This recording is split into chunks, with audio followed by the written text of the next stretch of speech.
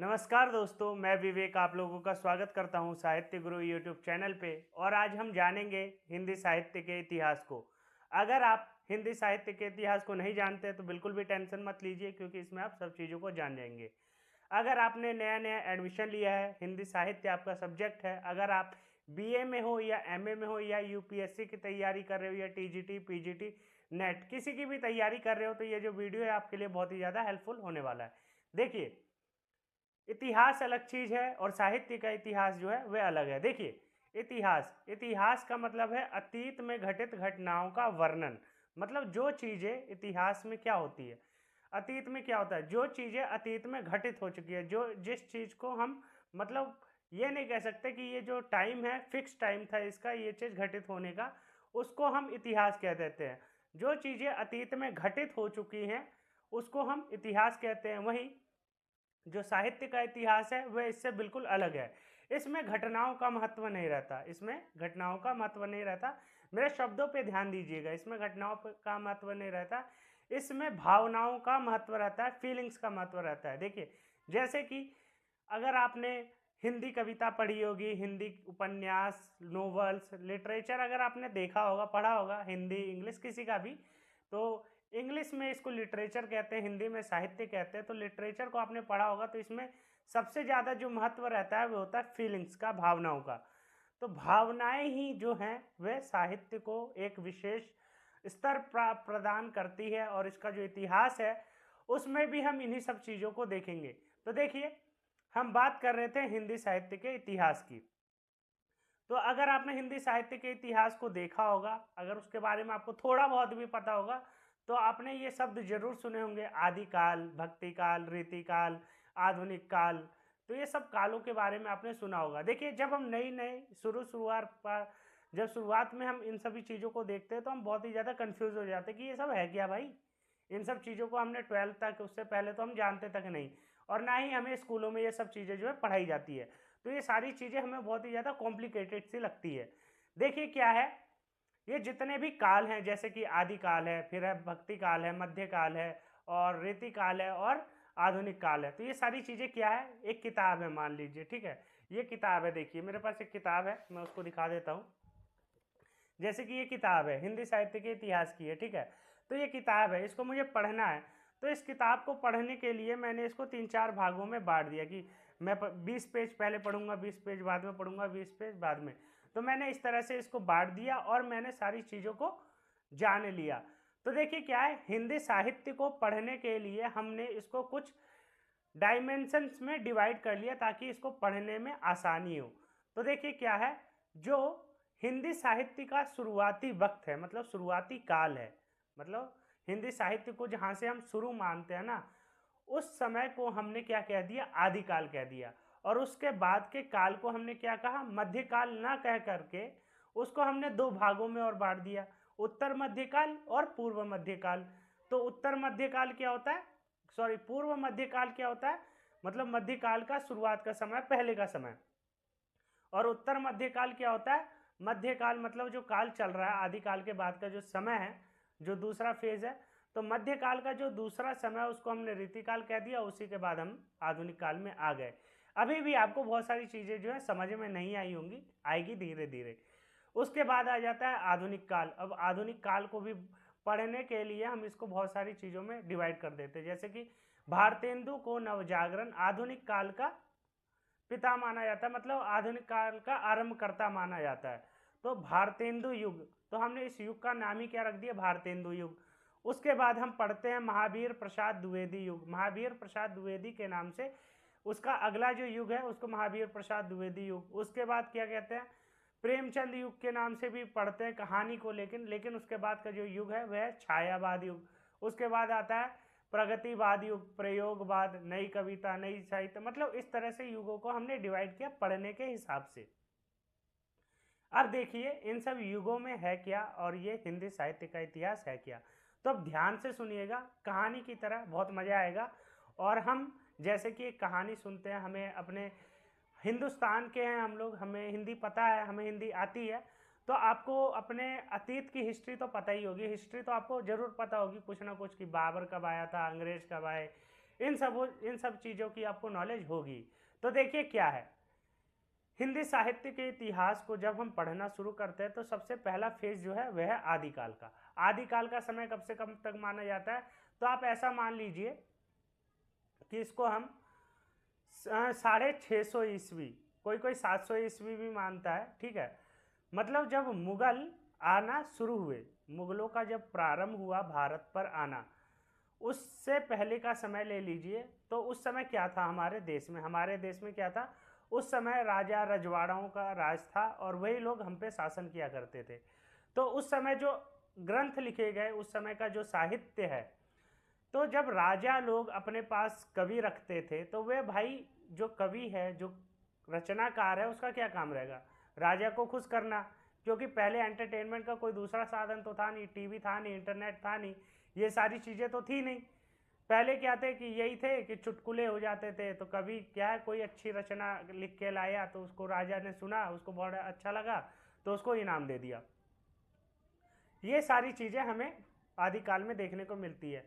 तो क्या हुआ कि आदिकाल में जब राजाओं का शासन था, तो जो उसके कवि थे, राजाओं को खुश करने के लिए उनके लिए रासो ग्रंथ लिखने लगे, बढ़ा चढ़ा करके उनकी बहुत ही ज़्यादा प्रशंसा करने लगे कि मेरे राजा में इतनी शक्ति है कि मतलब देवता भी उनके सामने छोटे पड़ जाते हैं, वे मारते, मतलब एक बार हाथ उठाते हैं कई लोग मर जाते हैं, मतलब बहुत ही ज़्यादा अतिशयोक्तिपूर्ण वर्णन किए। और आदिकाल में हमें ये ऐसी रचनाएं देखने को मिलती है जो कि बहुत ही ज़्यादा मतलब ऐसी लगती है कि मतलब बहुत ही ज़्यादा फेक है, मतलब उसमें जो है यथार्थ, मतलब रियलिटी बहुत ही कम देखने को मिलती है।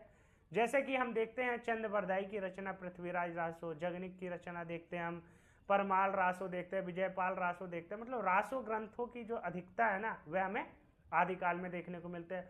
और इसी समय हमें अमीर खुसरो, विद्यापति, ये सारे के सारे लोग जो हैं देखने को मिलते हैं।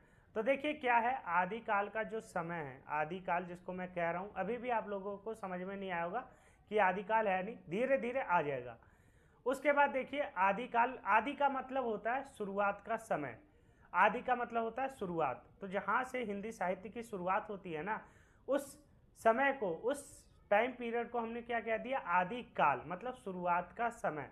तो शुरुआत के समय में हमने देखा कि कैसे जो लेखक है, रचनाकार है, वे अपने राजाओं की प्रशंसा के लिए बढ़ा चढ़ा करके बहुत सारी चीज़ों को अतिशयोक्तिपूर्ण वर्णन करता है और राजा को खुश करता है और उनसे जो है धन्य धान्य प्राप्त करता है। उसके बाद का जो समय है उसको हम क्या कहेंगे, उसको कहेंगे मध्यकाल।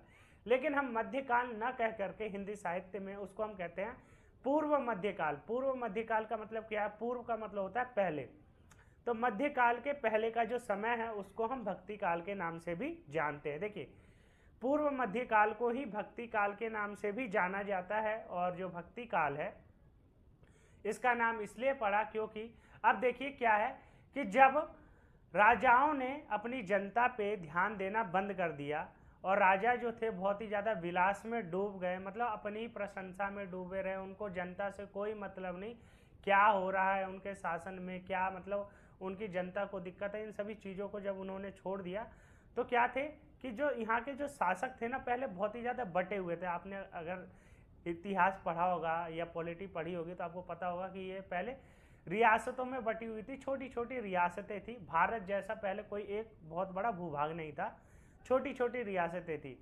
तो इन रियासतों पे जो अफ़गान से कभी मतलब इन सब जगहों से हमला हुआ करता था, तो ईरान, अफ़गानिस्तान, ये सब लोग हमला किया करते थे हमारे देश पे।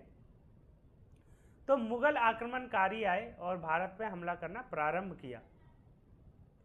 फिर हम क्या देखते हैं, फिर हम देखते हैं कि जैसे जैसे आक्रमण होना शुरू हुआ तो जो लोग थे, सबसे ज़्यादा दिक्कत तो आम जनता को होती है। कभी भी युद्ध होता है, कभी भी लड़ाई झगड़ा कुछ भी होता है ना, तो पिसता जो है आम आदमी है। तो आम आदमी बहुत ही ज़्यादा इससे परेशान हो गए।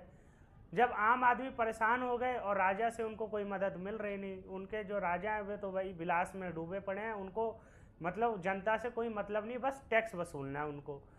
तो वे दुखी हो गए, बहुत ज़्यादा दुखी हो गए। तो वे लोग किसके आश्रय जाएंगे, जब कहते हैं ना कि हारे का सहारा प्रभु राम या प्रभु कृष्ण, तो मतलब हारे का सहारा जो भगवान होते हैं ना, तो वे भगवान के आश्रय में गए। तो धीरे धीरे जो है लोग हताश जब खुद से हो गए, अपने राजतंत्र से हो गए, तो वह हताश होकर भगवान का आश्रय लेने लगे और वह भगवान को मतलब बहुत ही ज़्यादा पूजा पाठ करने लगे। इस काल में हमें जो है भगवान का वर्णन बहुत ज़्यादा देखने को मिला, और जो लोग थे वे खुद से ही ऐसे ऐसी रचनाएं करने लगे, मतलब खुद से ही मुँह जबानी बोलने लगे। भगवान की प्रशंसा खूब हुई, और इस काल में जो भक्ति की भावना एक बहुत ही ज़्यादा पुरजोर रूप में देखने को हमें मिलती है। तो इस प्रकार से भक्ति काल का उदय हुआ, और इस काल में हमें अनेक रचनाकार देखने को मिलते हैं जो जिन्होंने भक्ति काल में बहुत ही अच्छी अच्छी और अद्भुत रचनाएं रची। जैसे कि तुलसीदास की रामचरितमानस जो है वह इसी काल में रची गई। मीरा इस समय की बहुत ही महत्वपूर्ण कवित्री के रूप में हमें देखने को मिलते हैं। सूरदास देखने को मिलते हैं, कबीर देखने को मिलते हैं। ऐसे संत कवि, ज्ञानाश्रयी शाखा के कवि, मतलब ऐसे ऐसे कवि रचनाकार इस काल में हुए जो कि बहुत ही ज़्यादा रत्न थे, समझ लीजिए एक तरह से। मतलब साहित्य के क्षेत्र में इस युग को स्वर्ण युग कहा जाता है। भक्ति काल को, जिसको हम पूर्व मध्यकाल कहते हैं, शुरुआत का मध्यकाल कहते हैं, उसको स्वर्ण युग के नाम से भी जाना जाता है। अब देखिए क्या हुआ, जब भक्ति भावना ये सब चीज़ें होने लगी तो धीरे धीरे समय बीतता गया। उसके बाद जो समय आया वह समय हम उत्तर मध्यकाल का आ गया, मतलब रीति काल का समय आ गया। तो रीति काल का जब समय आया तो हम देखते हैं कि जो अंग्रेज थे, ब्रिटिश वाले जो लोग थे, उन्होंने भारत पर धीरे धीरे कब्जा करने की कोशिश की। मतलब वो शुरुआती समय ये हमें देखने को मिलता है। और जितने भी नवाब थे, राजा थे, छोटे छोटे रजवाड़े थे, वे लोग अपनी विलासिता में लीन, मतलब ये जो है युग, इसको अंधकार युग भी कहा जाता है, डार्क एज भी कहा जाता है हिंदी साहित्य के क्षेत्र में। इस युग में हुआ क्या कि भक्ति की भावनाएं धीरे धीरे लोगों के अंदर से खत्म हो गई। जितने भी रचनाकार थे वे फिर से अपने राजाओं की प्रशंसा में मतलब ऐसे ऐसे मतलब रचना रचने लगे जिसमें केवल नारी का चित्रण, उसके अंगों का चित्रण, और केवल विलासिता के लिए शराब, मदिरा, मतलब नारी, अश्लीलता इस समय ज़्यादा हमें देखने को मिलती है साहित्य में। और साहित्य में इस समय जो है बिल्कुल भी जो समाज का सहयोग है, समाज का जो होना चाहिए समाज, इसमें बिल्कुल ही हमें देखने को नहीं मिलता। एक वक्त के लिए जो आदिकाल था, आदिकाल का साहित्य फिर भी ठीक था, लेकिन रीति काल में जो साहित्य हमें देखने को मिलता है वह घोर विलासिता वाली देखने को मिलती है। इस समय केवल मदिरा, नारी, इन सभी पर ही बात हुई, और इस समय मतलब कोई भी हमें नया विकास देखने को नहीं मिलता साहित्य के क्षेत्र में। इसलिए इसको साहित्य का अंधकार काल भी कहा जाता है। और उसके बाद जब धीरे धीरे रीति काल का पतन होने लगा, मतलब ख़त्म होने लगा, अंग्रेज आए, तो अंग्रेज़ों की जब सत्ता ज़्यादा, मतलब अंग्रेज भारी पड़ने लगे रजवाड़ों पे, तो धीरे धीरे राजा, रजवाड़े, इन सब ये सब तो ख़त्म होते चले गए। क्योंकि आपको पता ही था अंग्रेज़ों की क्या नीति थी, वे राजाओं को ख़त्म करके उनको अपने आश्रम में रख के उनकी राजधानी ख़त्म कर देते थे, और उनको ऐसे ही मतलब एक तरह से नौकरी पे रख लेते थे। इस प्रकार से मतलब धीरे धीरे ये सब चीज़ें होने लगी। तो हम देखते हैं कि साहित्य के क्षेत्र में, हिंदी साहित्य में या साहित्य के क्षेत्र में बिल्कुल ही जो है कोई भी हमें विकास देखने को नहीं मिलता रीतिकाल में। उसके बाद आती है आधुनिक काल, जब भारतेंदु का हिंदी साहित्य में एक सलाका पुरुष का जन्म हुआ 1850 में, जिसका नाम था भारतेंदु हरिश्चंद्र। इनको हिंदी साहित्य का अग्रदूत, आधुनिक हिंदी साहित्य आधुनिक अग्रदूत माना जाता है, आधुनिक साहित्य का अग्रदूत माना जाता है। और इनके आने के बाद हिंदी साहित्य में एक क्रांति, नव जागरण की भावना हमें देखने को मिलती है। इस समय इन्होंने मतलब हिंदी साहित्य को एक नया आयाम देने का काम किया, और उन्होंने हिंदी साहित्य को बहुत ही ज़्यादा मतलब उत्कृष्ट दर्जा दिलाने का काम किया। हिंदी साहित्य में जब भारतेंदु आए, उनका आगमन हुआ, तो उन्होंने हिंदी को पहले तो राजा रजवाड़ों के यहाँ से निकाल करके आम जनता को उसमें समावेश किया, मतलब जो जनता की बात थी उसको उसके अंदर समावेशित किया। पहले क्या था, पहले केवल राजा रजवाड़े इन सब के लिए ही रचनाएं हुआ करती थी, लेकिन धीरे धीरे समाज का उसमें समावेश किया गया।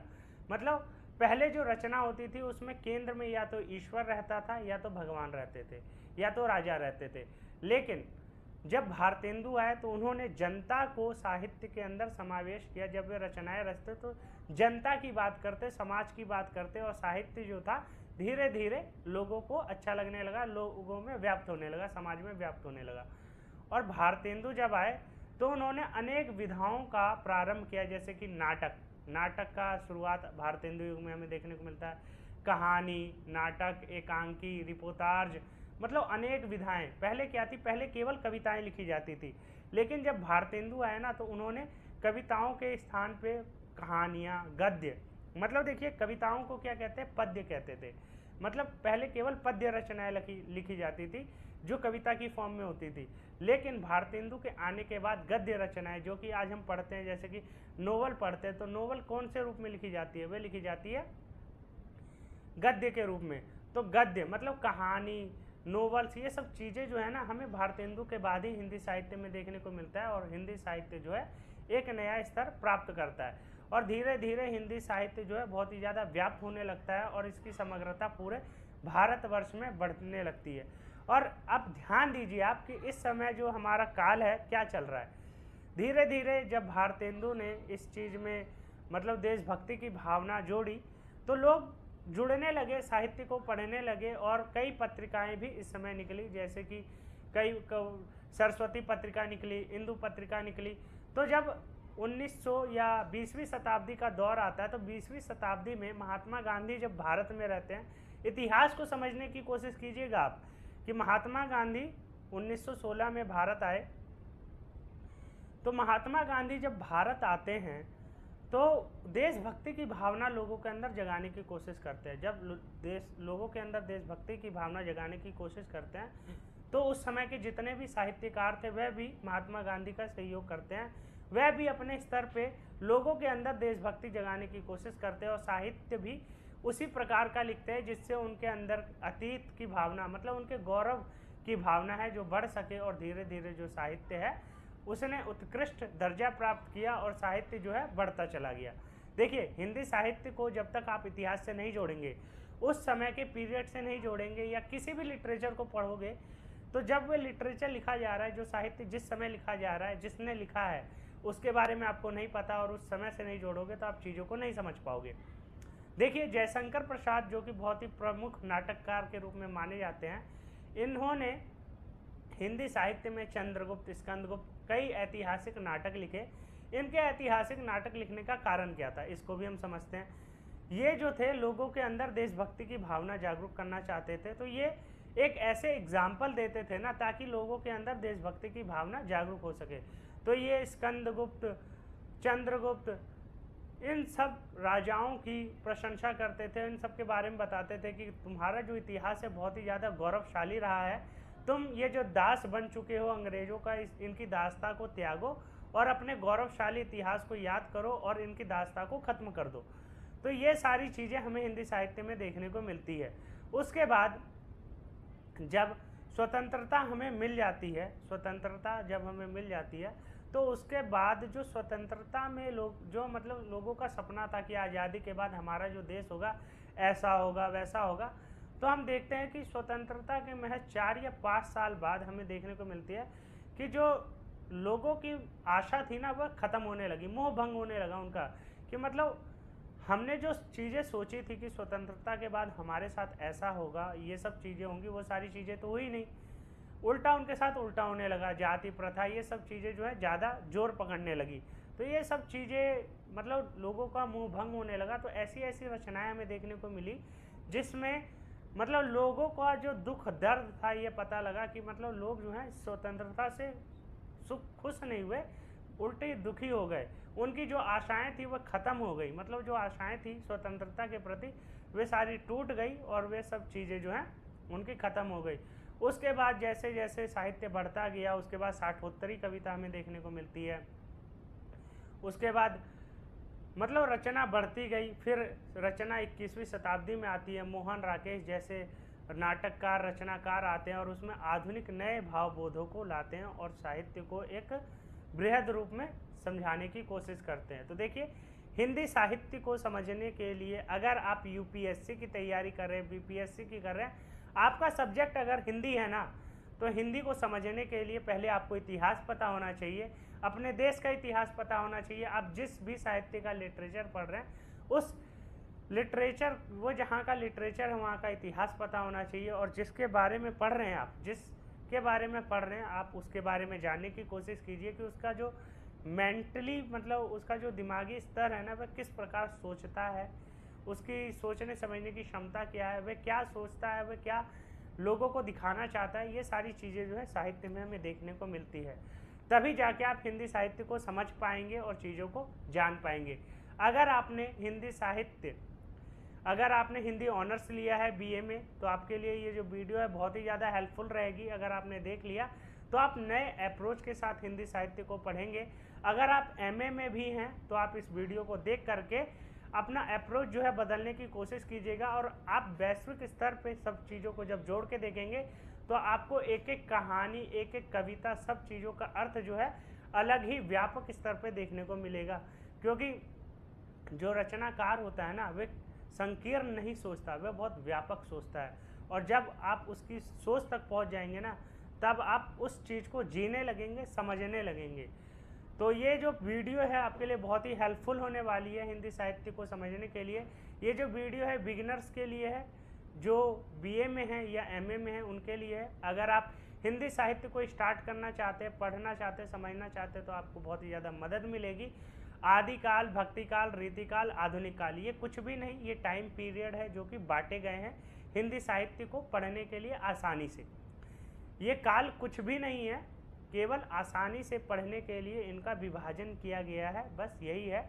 आदि का मतलब होता है शुरुआत, उसके बाद का जो काल है भक्ति काल है, जो कि मध्यकाल का पूर्व मध्यकाल है, और उत्तर मध्यकाल में रीतिकाल आता है। आधुनिक काल को भी कई खंडों में बांटा गया है, जैसे कि भारतेंदु युग, महावीर प्रसाद द्विवेदी युग, छायावाद युग, प्रगतिवाद, प्रयोगवाद, नई कविता, नई कहानी, समान साठोत्तरी कविता, बहुत सारे खंडों में बांटा गया। तो हिंदी साहित्य को समझने के लिए आप इस अप्रोच को अपनाइए और आप हिंदी साहित्य को आसानी से समझ पाएंगे। तो मुझे आशा है कि आप लोगों के लिए जो वीडियो है बहुत ही ज़्यादा हेल्पफुल रहने वाली है। अगर आपको इससे कुछ भी मदद मिले तो कमेंट करके ज़रूर बताइएगा, और लाइक सब्सक्राइब कीजिए, अपने दोस्तों तक भी शेयर कीजिए, और चैनल को सब्सक्राइब कर लीजिए। और नेट, जीआरएफ, टीजीटी, पीजीटी किसी भी एग्ज़ाम की अगर आप प्रिपरेशन करते हैं तो साहित्य गुरु चैनल के साथ जुड़ सकते हैं, और आप अपनी तैयारी को कर सकते हैं। टेलीग्राम के साथ भी जुड़ सकते हैं, क्योंकि मैं वहाँ पे नोट्स जो है प्रोवाइड करता हूँ पीडीएफ फॉर्म में, आप वहाँ पे देख सकते हैं और चीज़ों को अच्छे से प्रिपेयर कर सकते हैं। तो आज के लिए इतना ही, धन्यवाद। फिर मिलते हैं नए अप्रोच के साथ, नई चीज़ों के साथ। जब तक के लिए आप अपनी तैयारी में लगे रहिए और साहित्य को समझते रहिए। धन्यवाद।